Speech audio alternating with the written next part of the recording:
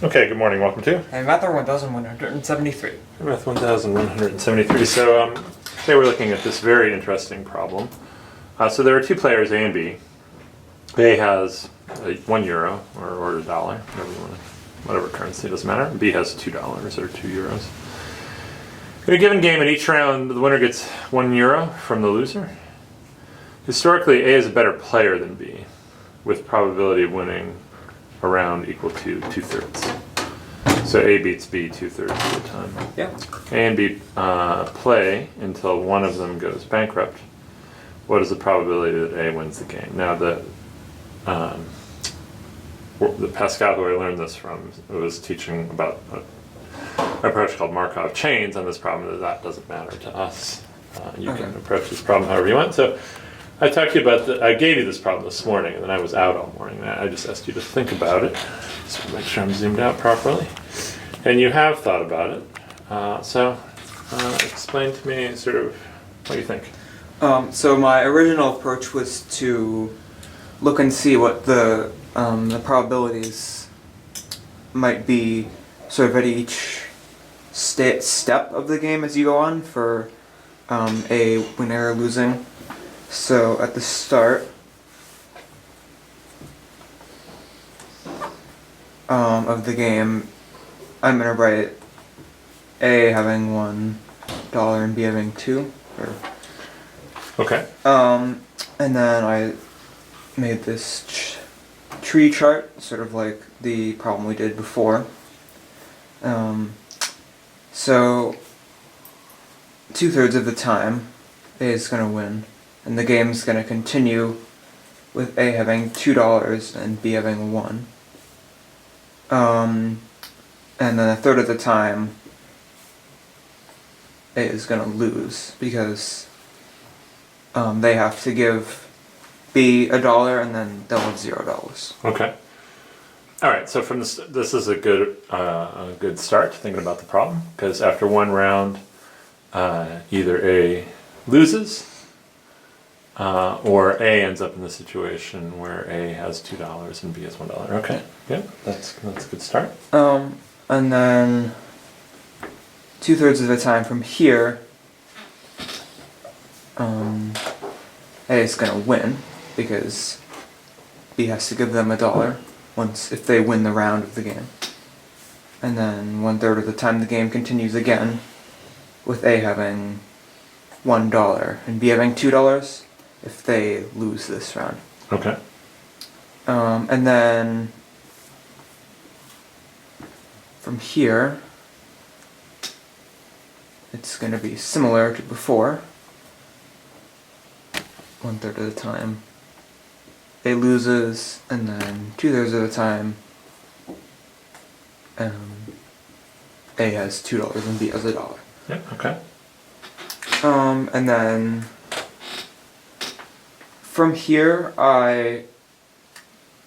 looking at the individual steps was a little difficult because you always are going to have some probability that the game continues, and then so your hope was never going to be 1. So I tried looking at the expected value sort of what each lose and win step or sort of path contributes to the whole probability. So this one would contribute 1/3. Mm-hmm. It's just right from the start. This one is 2/3 times 2/3, so it contributes 4/9. This one here, 2/3 times 1/3 times 1/3, now contributes 2/27. So let's just see. So 2/3 times 1/3 times 1/3. So that's 1/9.